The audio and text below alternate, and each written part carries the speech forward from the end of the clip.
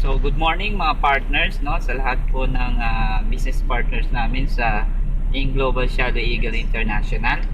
So nandito kami ngayon sa garahe dito sa bahay ko sa Olongapo. And this time kasama ko ang leader natin mula sa Tarlac, no? Si Rollis, founder, co-founder po ng Unbeatables team ng Shiloh. So sobrang natutuwa lang ako dahil ngayon kasama ko siya na dati nagko-commute lang, dati nagda-drive lang siya ng single motor, pero ngayon grabe naka 4 wheels na. Ayan. So this time magbibigay po siya sa inyo ng mga tips, no, kung paano niya ginawa ang business at sa mga hindi pa rin kasali. So partner, ano bang masasabi mo sa Good morning mga partners all over the world. So ang tip ko lang sa mga nag-uumpisa, tuloy-tuloy nyo lang yung ginagawa nyo.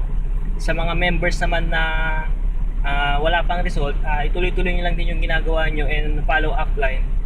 Yan, tapos attend lagi ng trainings. Yan, kung may mga nagdi-discourage sa inyo sa ginagawa nyo, ituloy nyo lang, gawin nyo silang motivation. And pangatlo, yung sa matagal ng member na nahihirapan, okay lang mahirapan ka kasi meron kang ginagawa.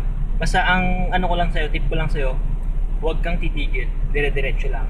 Power. Yes, okay. Sa mga hindi pa kasali, Sa mga hindi pa kasali, huwag nyo na pag-isipan na kung maganda ang AIM Global. Siguro ang gawin ninyo, mag-research kayo sa Google, maraming information dyan para malaman nyo kung gaano kaganda yung company. Sa mga nakapag-introduce na sa inyo ng AIM Global, message lang yung tao na nag-open sa inyo. And kami, ang buong Shiloh Eagle, sa team namin, willing kami na tulungan kayo kung gusto nyo mabago yung buhay nyo. Power! yeah, power. So thank you po sa inyo lahat. So this time, no, isa na namang testimony mula sa mga leaders natin, mula sa isang ordinaryo, ngayon successful na. So guys, join na kayo, at sa mga members naman na tawin natin todo.